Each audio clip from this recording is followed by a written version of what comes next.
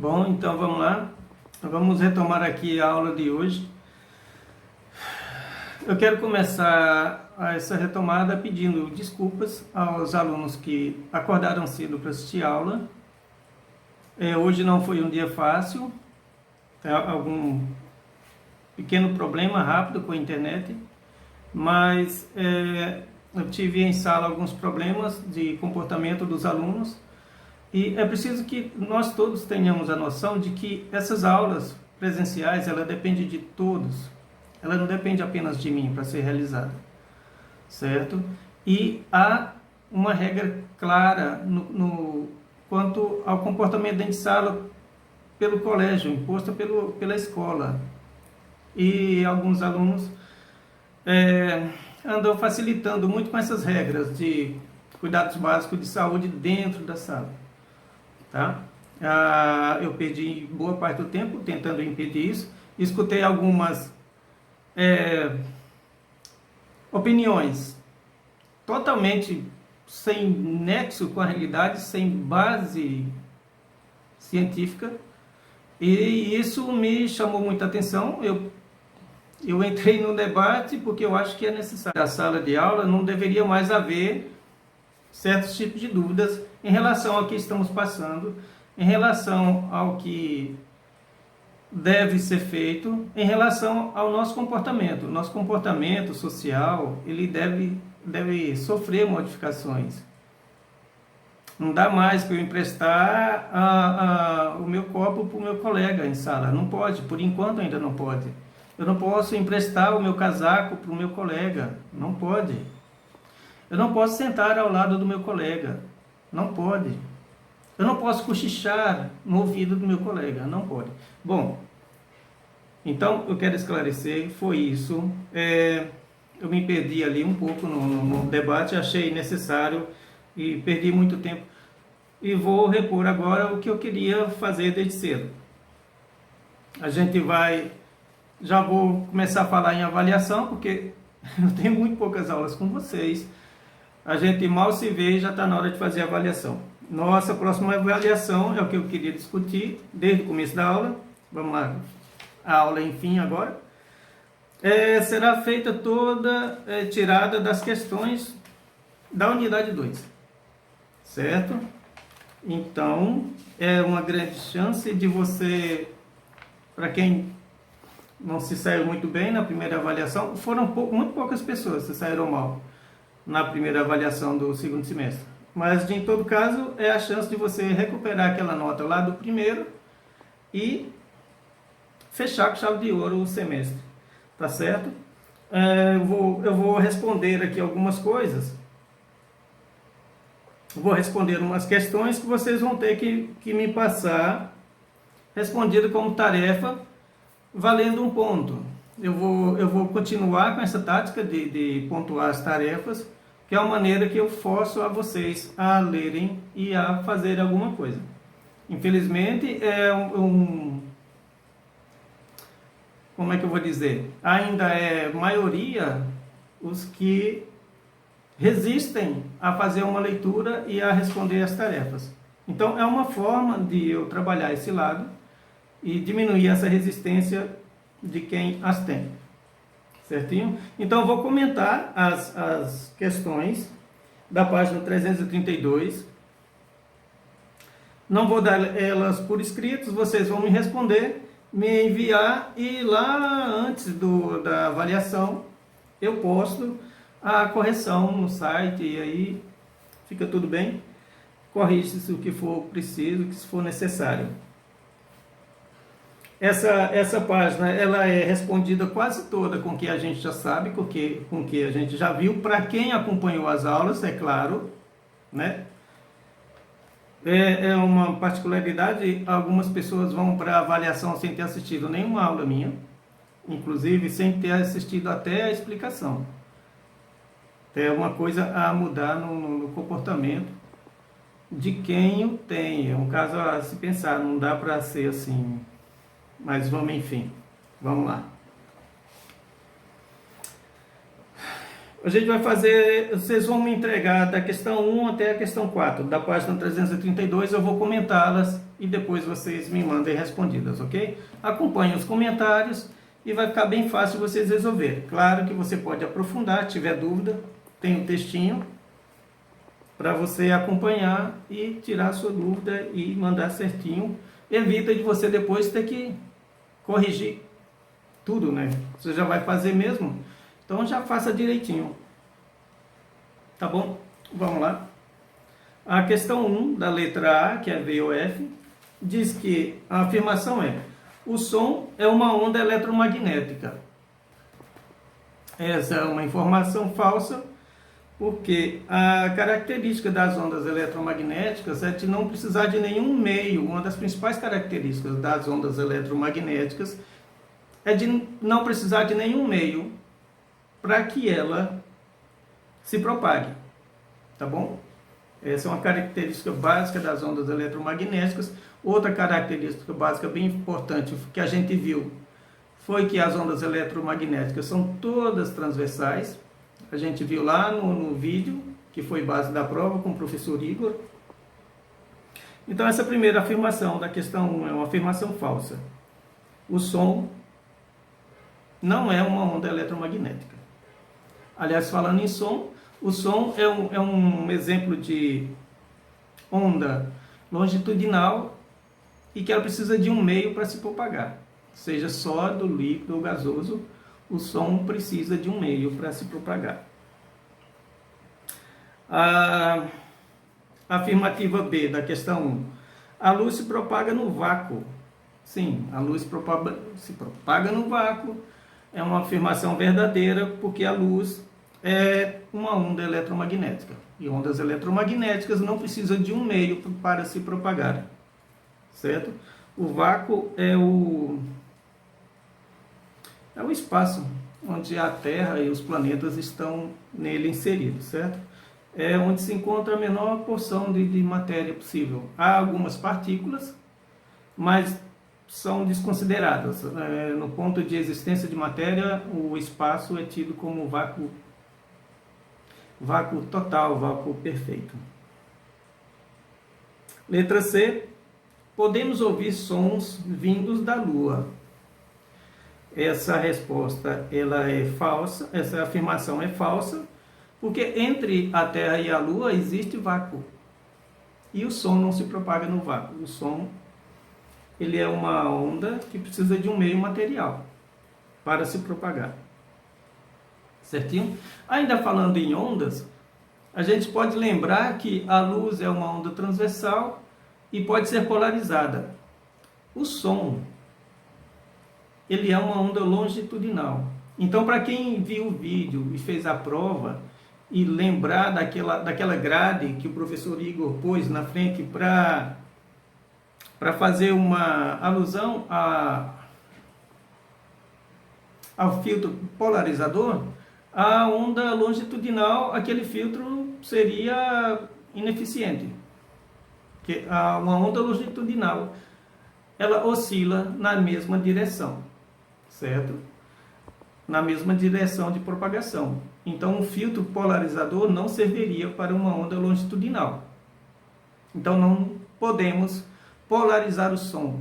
Seria bem legal poder polarizar o som, que a gente poderia criar filtros nos nossos ouvidos para diminuir a intensidade dos ruídos ao nosso redor, né? Tá bom? Então, o som não pode ser polarizado porque é uma onda que se desloca, é uma onda longitudinal. Sua oscilação é na mesma direção da sua propagação. Os raios X são radiação ionizantes. Sim, essa afirmação é verdadeira, certo? Vamos buscar aqui nessa figurinha. Acho que não vai dar para ver, mas se vocês verem, raio-x escrito aí, ele está para além do ultravioleta. O ultravioleta já é aquela onda que a gente queria evitar com óculos escuros na avaliação passada. O raio-x está para além dele. Quer dizer, tem um comprimento de onda menor que o ultravioleta. O ultravioleta já é ionizante, né? A gente já viu que o ultravioleta pode causar câncer de pele. E o raio-x, ele é mais ionizante. Ele está além do... Ele é mais energético. Desculpa. Para ser ionizante, precisa haver, para quem lembra, para quem assistiu a aula, precisa haver a soma de picos e vales e um aumento na amplitude da onda, até que se rompa por aumento de amplitude. Se rompa as moléculas, porque houve ali uma ressonância e ampliou-se o tamanho da onda e rompeu-se as ligações moleculares. Então, o raio-x ele é mais energético do que o ultravioleta. Certinho? A luz e o som se propagam na água. Sim. O som precisa de um meio material, a água é um meio material, e a luz se propaga em meios materiais também. Certo? Água, vidro, gases, a luz se propaga por meios materiais também. Os raios-x são totalmente inofensivos. É uma afirmação falsa, porque o raio-x ele é ionizante. Ele tem energia o suficiente para romper moléculas. Em sala, eu vou repetir aqui, não sei se todos ouviram, não sei se alguém tirou algum proveito da aula de hoje, quem estava em casa. Vou repetir para ficar bem claro o que deve ficar claro na mente de vocês sobre radiação ionizante. É aquela radiação que é capaz de romper moléculas, certo? Para ela ser ionizante, ela vai precisar de ter um comprimento de onda adequado e uma energia suficientemente adequada, certo? O tamanho de onda, para que aconteça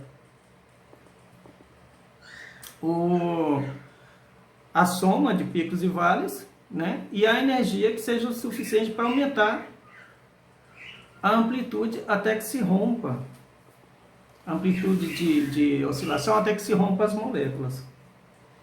Tá bom? Na letra G, por serem de mesma natureza, todas as ondas eletromagnéticas têm a mesma frequência. Essa é uma afirmação falsa. E eu volto aqui na figurinha. Se essa linha colorida representa todos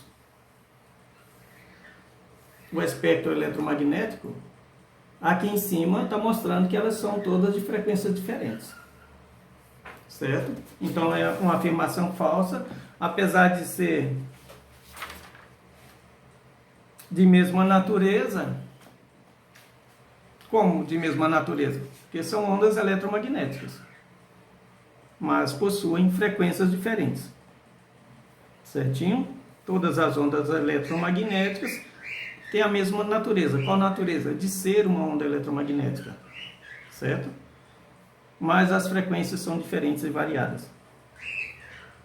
As radiações visíveis e invisíveis apresentam a mesma velocidade quando se propagam no vácuo. Sim?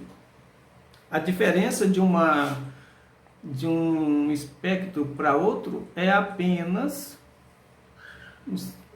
Pode-se dizer que é apenas. Mas a diferença entre as radiações é a frequência. Tá? Em termos de velocidade, é a mesma para todas. Então, as radiações visíveis e invisíveis apresentam a mesma velocidade quando se propagam no vácuo. Certinho? O comprimento de onda é o mesmo para todos os tipos de ondas eletromagnéticas. Quer dizer, acabou de confirmar a frase de cima. Eu acabei de dizer que tem frequências diferentes, se tem frequências diferentes, o comprimento de ondas vão ser diferentes. Então, a afirmação que o comprimento de onda é o mesmo para todos os tipos de ondas eletromagnéticas é falso. As ondas sempre transportam matéria. Não. As ondas nunca transportam matéria. as ondas sempre vão carregar energia, nunca matéria. Ah, professor, mas eu vi uma onda lá no mar que quebrou e arrastou um surfista até na beira da praia. Professor, eu vi uma onda que quebrou e arrastou um barquinho até na beira da praia. Aquela onda que quebra na beira da praia, quando a gente vai para a praia, quando ela quebra, ela não é mais considerada onda. Tá certo? Ela é considerada uma onda até antes de quebrar. Antes de quebrar, ela segue todos os cálculos físicos e matemáticos de uma coisa que possa ser considerada uma onda. Depois que ela quebra, não mais. Então, aquilo que carrega a prancha, o surfista, o barco até a praia, não é considerado mais onda. É considerado onda por nós leigos. A gente comumente chama aquilo de onda também, certo? Cientificamente, aquilo deixou de ser uma onda. Tá bom assim? Então, ondas nunca transportam matéria. Mantenham isso em mente. Enxergamos os corpos porque nossos olhos emitem partículas que são refletidas pelos objetos e retornam aos nossos olhos. Essa afirmação ela está totalmente equivocada e a gente já viu que isso era a ideia dos primeiros estudos gregos sobre a luz, né? Então, uma ideia muito antiga que já foi refutada, tá? Isso é totalmente falso. Não sai nada dos nossos olhos, certo? O que chega aos nossos olhos são reflexos dos objetos, certo? E a luz que chega dos nossos olhos são a luz que são emitidas pelo reflexo. As outras cores que não enxergamos, elas ficam absorvidas. Estamos falando aqui de luz branca, composta por todas as cores, que chega no objeto e que ele aparece para mim verde. Por exemplo, o meu quadro aqui atrás aparece para mim verde, que a luz branca que chega nele é absorvido todas as outras cores e é passado para mim, para os meus olhos, apenas o verde. Certinho? Essa explicação também é base da resposta da primeira questão da prova, da última prova que a gente fez. Certinho? No espectro visível, letra L, no espectro visível, o maior comprimento de onda está na região da cor vermelha. Certo? A gente vê essa está correta. Se a gente voltar na figura, a gente vai ver que quanto mais para o lado do vermelho, aumenta o comprimento de onda. Certo? Então está correta essa afirmação, letra L. A letra M, o ultravioleta, a afirmação da letra M é: o ultravioleta tem alta frequência quando comparado ao infravermelho. Está correto. Se a gente voltar aqui de novo, a gente vai ver que do vermelhinho para o ultravioleta já tem um aumento da frequência, já tem uma diminuição do comprimento de onda. Menor comprimento de onda, maior frequência. Então, do vermelho para o ultravioleta já tem um aumento na frequência da oscilação da onda. Tá certinho? Vamos seguir. Esse foi a questão 1. Vamos lá para a questão 2. O que ocorre quando a luz branca atravessa um prisma? Essa questão já foi respondida lá na primeira unidade e também na explicação do fenômeno do arco-íris, que eu fiz um vídeo e postei para vocês. Quem viu que eu considerava as primeiras gotas de chuva como uma primeira lente que ia fazer a, entre aspas, quebra da luz branca, certo? Então, quando uma luz branca atravessa um prisma, ela vai ali se decompor, vai se quebrar, vai se separar nas cores da qual ela é composta, certo? O nome desse fenômeno é difração, certo? Depois da luz quebrada, se ela passa por outro prisma,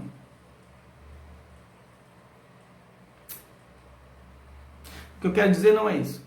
Depois que a luz se quebra, que ela é separada, quando a luz pura, não mais branca, passa por outro prisma, por outra lente, ela vai sofrer o fenômeno da refração, que é só o espalhamento, certo? Então, relembrando lá uma pergunta da prova que muita gente errou, os 3 fenômenos que acontecem para explicar o fenômeno do arco-íris é difração, que é a separação das cores, refração, que é o espalhamento das cores, e a reflexão, que é a parte que reflete e manda para os nossos olhos. Então, são os 3 fenômenos. Tá? A questão 2 volta aqui para a difração, e a gente já sabe muito bem o que acontece quando a luz branca atravessa um prisma. Fica fácil de explicar. Vocês não vão ter maiores problemas em responder essa questão. Aqui, a questão 3 tem uma questão sobre frequência. E aqui há uma certa confusão. Essa questão, vamos analisá-la. Se uma onda tem frequência de 20 Hz, qual é o seu período e de quanto é o seu ciclo? Certo? A frequência, ela é tida como o inverso do período, então é tranquilo. Você inverte e encontra. Para você encontrar o período, você pega a frequência e inverte. Você põe 1 sobre F. Certo? Não há mais muito o que fazer com isso. Você vai inverter, vai pôr 1 sobre a frequência aqui é 20 Hz, 1 sobre 20. Você vai ter um período aí, quando você dividir 1 por 20, de 0,05 segundos.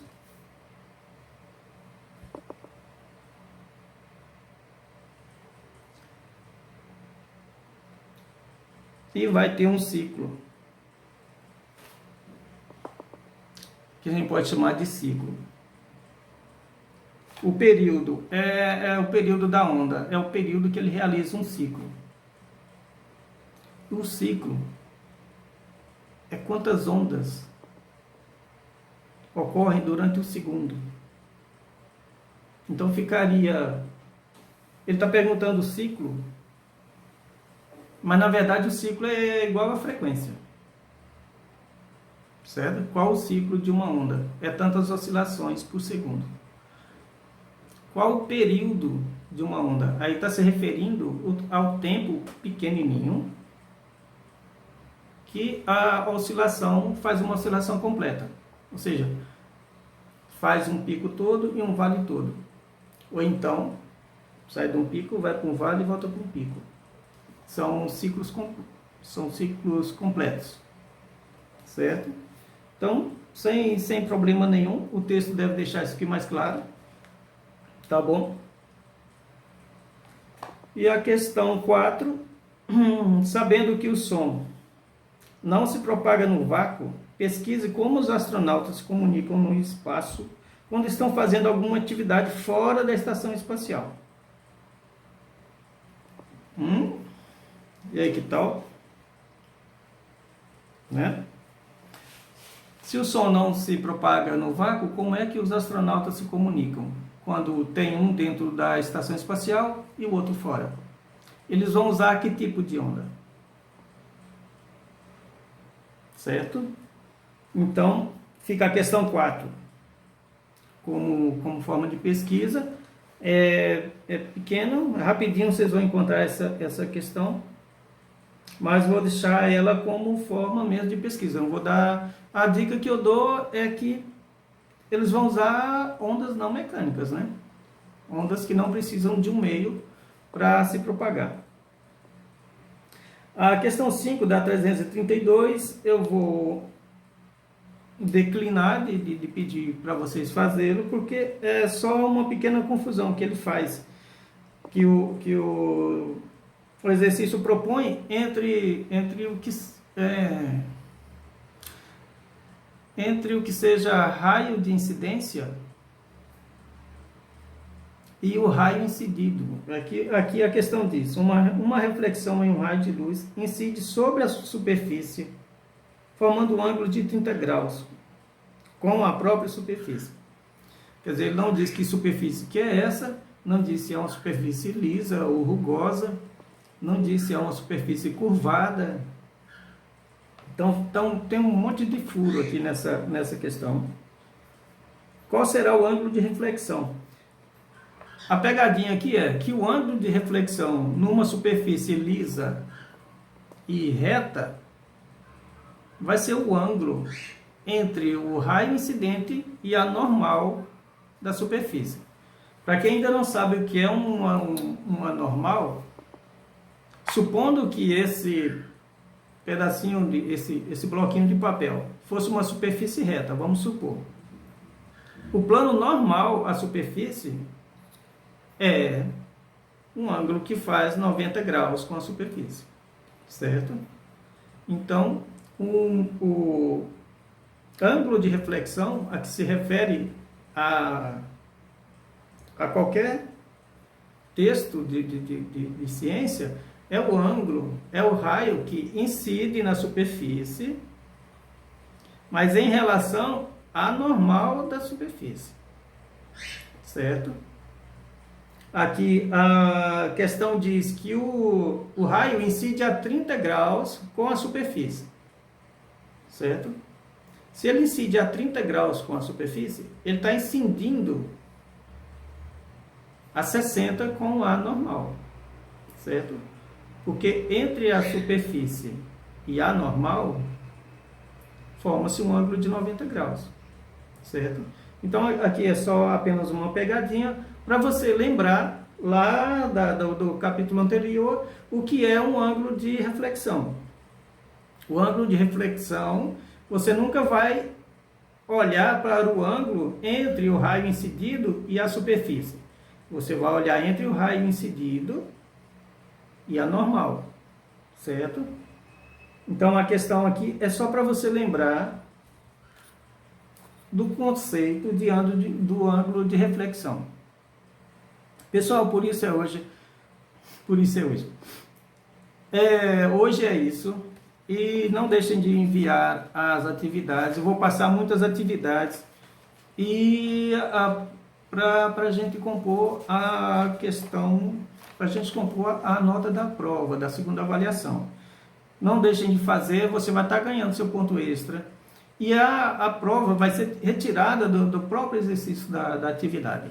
Então, são 2 incentivos aí, para ninguém deixar de fazer. Vamos lá. Bons estudos. Aguardo. Como sempre, a entrega fica sempre até a próxima aula. Certo? Tá bom? Então, a atividade de hoje, você vai entregar até a próxima aula. Tá certinho? Página 332 do livro 4, tá bom? Questões 1, 2, 3 e 4. Gente, até mais.